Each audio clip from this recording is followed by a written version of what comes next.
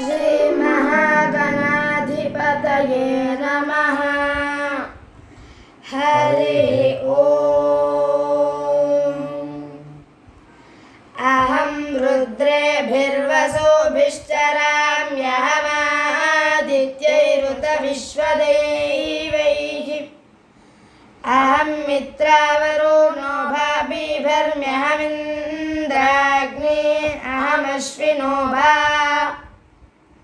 अहं सोमामानसं बिभर्म्यहन्तष्टारमुतपूषणं भगम्। अहं दधामि द्रवीणं हविष्माते सुप्राव्ये। अजामानाय सुन्वते।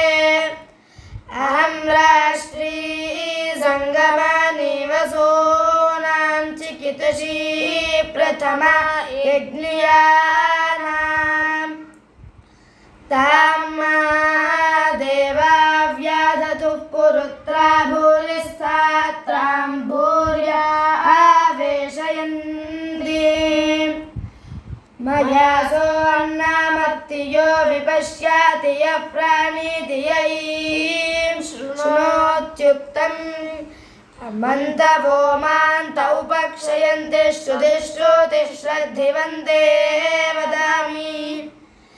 अहमेव स्वयमिदं वादामि जुष्टं देवेभिरुतमानुषेभिः। यं कामयेतं तामुग्रं गृह्णामि तं ब्रह्माणं तं ऋषिं सुमेधा।